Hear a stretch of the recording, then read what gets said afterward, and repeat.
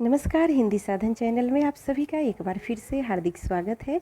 आज के इस वीडियो में हिंदी के प्रश्नों को लेकर मैं उपस्थित हुई हूँ। जैसा कि आप सभी को पता है कि अभी हिंदी साधन चैनल पे प्रश्नों का टेस्ट सीरीज़ चल रहा है।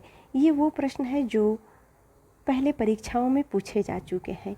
तो उम्मीद ही नहीं, मुझे पूर्ण विश्वास है कि इन प्रश्नों में से ही आपको आगे परीक्षाओं में प्रश्न देखने को मिलेंगे। तो सभी प्रश्नों को बड़े ही सावधानी से आप करें और अच्छे से देखें।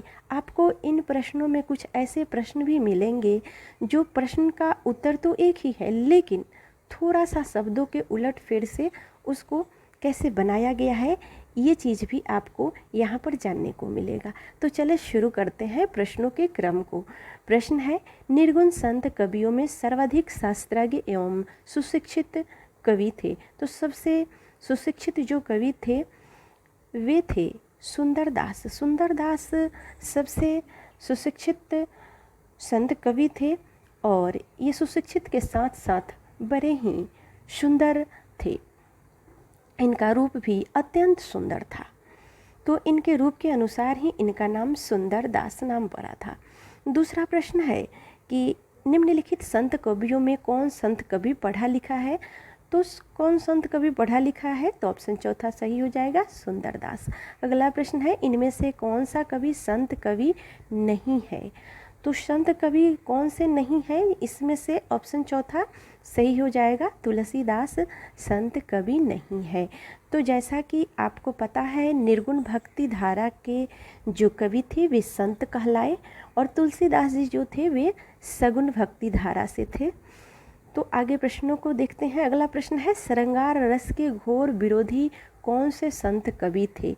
तो श्रृंगार रस के घोर विरोधी जो कवि थे वे थे सुंदरदास। ऑप्शन पहला सही हो जाएगा, सुंदरदास जो थे वे श्रृंगार रस के घोर विरोधी थे। और सुंदरदास ये दादू के शिष्य परंपरा में आते हैं, यानी सुंदरदास के गुरु कौन थे, तो दादू दयाल इनके गुरु थे। अगला प्रश्न है, हृदय वाणी एवं अंग बधू किसकी वाणी के संकलन है। तो हृदय वाणी एवं अंग बधू ये दादू दयाल की वाणी का संकलन है। ऑप्शन दूसरा सही हो जाएगा। अब हम इस प्रश्नों पे थोड़ा सा चर्चा करेंगे। हृदय वाणी एवं अंग बधू दादू दयाल की वाणी के संकलन है। दादू की वाणी को संकलित करने का कार्य सर्वप्रथम उनके शिष्य संत दास एवं जगन्नाथ ने किया। तो इनके वाणी का संकलन सबसे पहले किसने किया, संत दास एवं जगन्नाथ ने। इन्होंने नाम हृदय वाणी रखा। रज्जव ने दादू दयाल की वाणी को अंगबधू नाम से संकलन किया। तो इसे भी याद रखना है, क्योंकि कई प्रश्न ऐसे हैं जिसमें मैं व्याख्या भी करते चलूँगी, ताकि आपका एक प्रश्न के साथ साथ 3-4 प्रश्न भी बनता चले। आइए अगले प्रश्न को देखते हैं। अगला प्रश्न है, ढाई आखर प्रेम का पढ़े सो पंडित होई, यह पंक्ति किस कवि की है। तो यह जो पंक्ति है वह है कबीरदास जी की। ऑप्शन चौथा सही हो जाएगा। अगला प्रश्न है, कबीर का संबंध किससे काव्य धारा से है। कबीर का संबंध ज्ञानाश्रयी, ज्ञान मार्गी, निर्गुण भक्ति काव्य धारा से है। ऑप्शन दूसरा सही हो जाएगा। अगला प्रश्न है, निर्गुण ज्ञानाश्रयी शाखा का दूसरा नाम है। तो निर्गुण ज्ञानाश्रयी शाखा का दूसरा नाम है वह है संत साहित्य।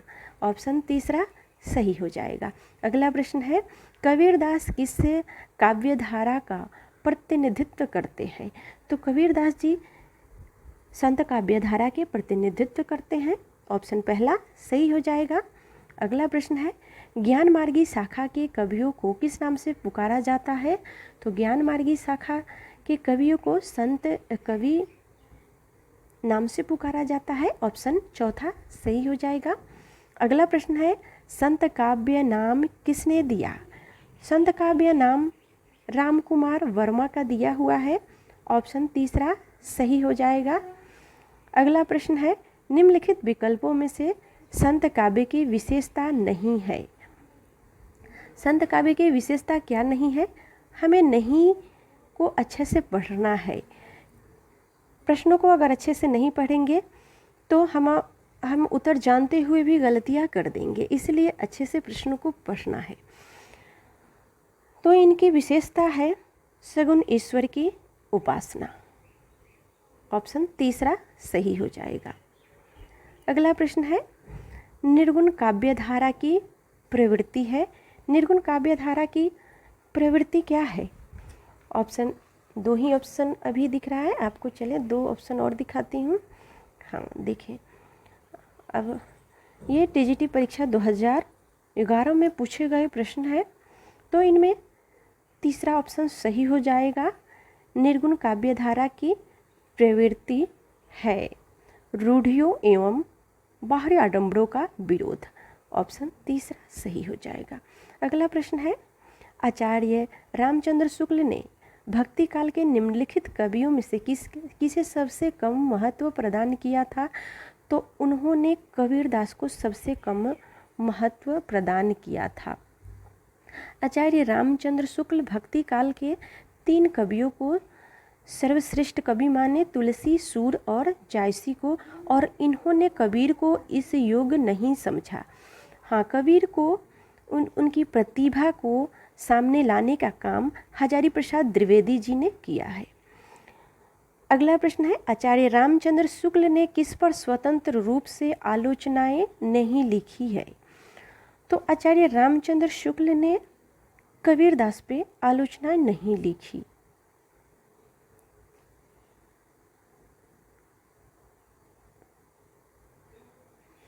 अगला प्रश्न है, भाषा बहुत परिष्कृत और परिमार्जित न होने पर भी कबीर की उक्तियों में कहीं कहीं विलक्षण प्रभाव और चमत्कार है। प्रतिभा उनमें प्रखर थी, इसमें कोई संदेह नहीं। पंक्ति के लेखक हैं, तो इस पंक्ति के लेखक कौन है? तो इनके लेखक हैं आचार्य रामचंद्र शुक्ल जी। ऑप्शन चौथा सही हो जाएगा। अगला प्रश्न है, सधुकरी भाषा से आशय है। सधुकरी भाषा से आशय है ऑप्शन तीसरा, जिसमें अनेक प्रांतीय भाषाओं बोलियों के शब्दों का मिश्रण हो। अगला प्रश्न है, अजगर करे नचा करी, पंछी करे नकाम। आगे की पंक्ति अगर दिया होता तो आप इसके उत्तर बिना ऑप्शन देखे ही बोल देते। आगे की पंक्ति है, दास मलूका कह गए सबके दाता राम। तो इसका जो उत्तर हो जाएगा वो हो जाएगा मलुकदास। मलुकदास की यह पंक्ति है। अगला प्रश्न है, कबीरदास के गुरु कौन थे? तो कबीरदास के गुरु, यहाँ पर जो ऑप्शन दिया हुआ है तो सभी ऑप्शन गलत है। कबीरदास के गुरु जो थे वे थे रामानंद।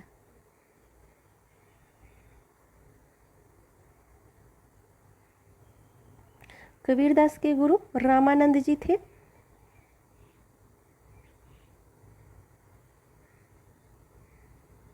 ठीक है, ये चारों ऑप्शन गलत हो जाएगा।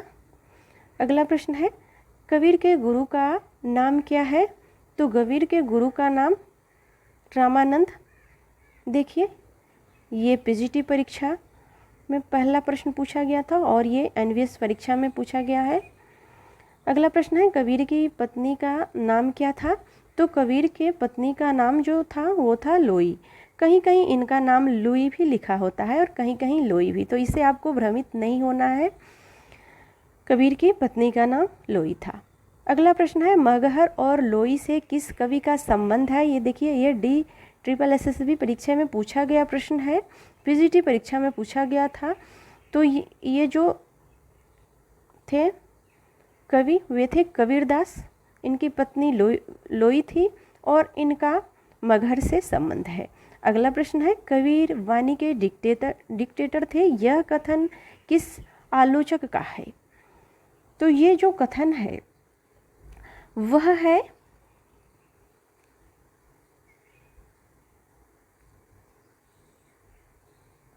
हजारी प्रसाद जी।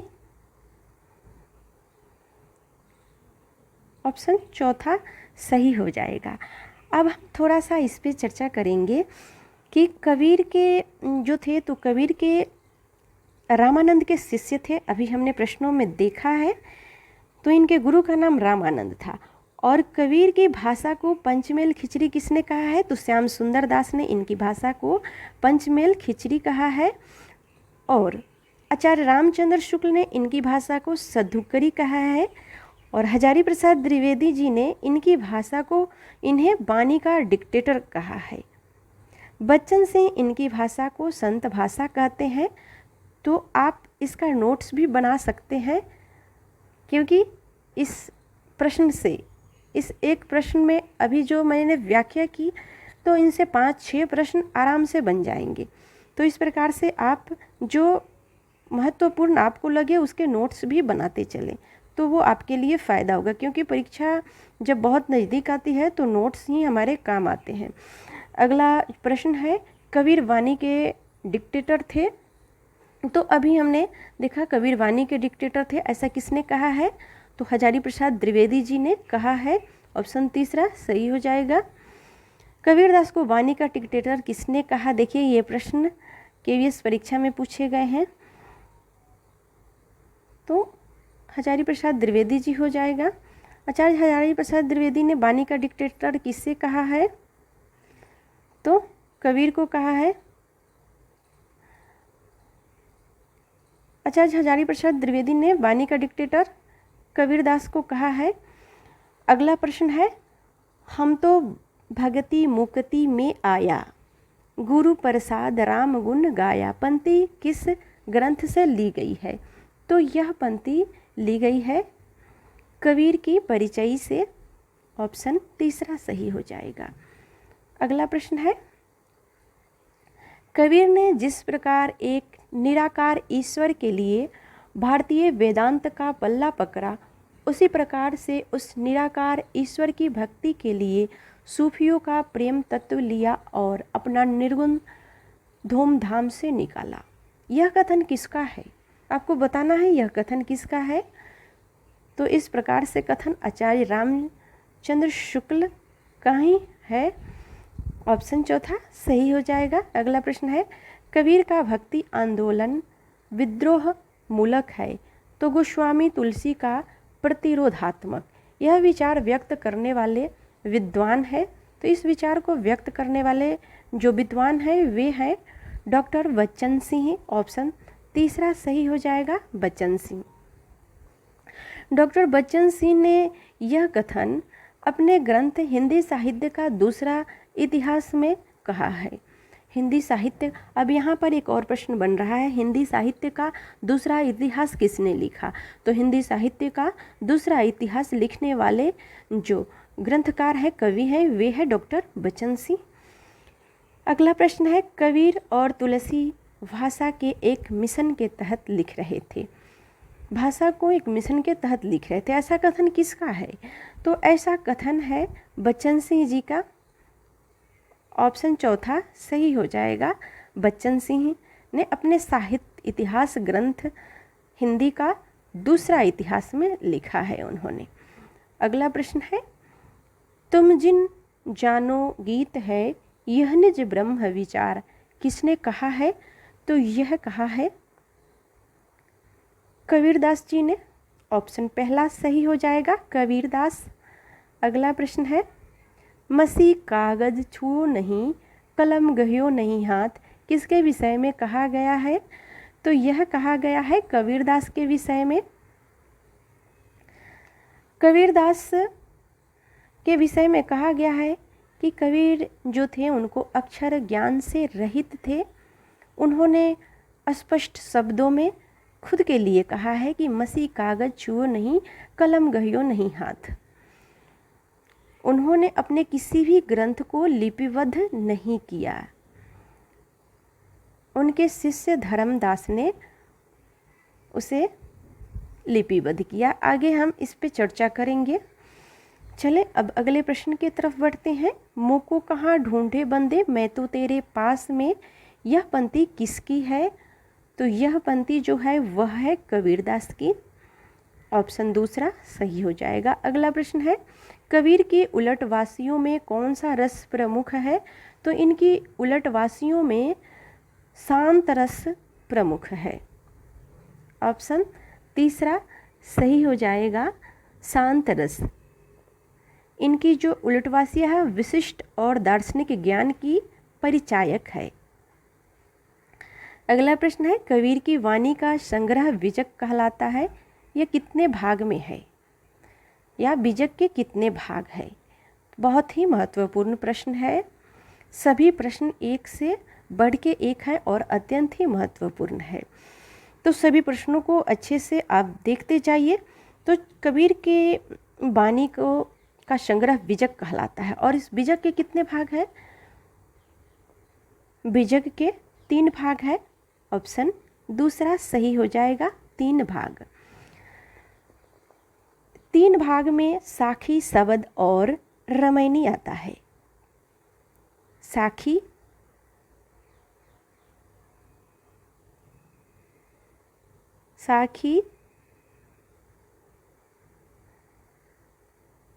शबद और रामायणी।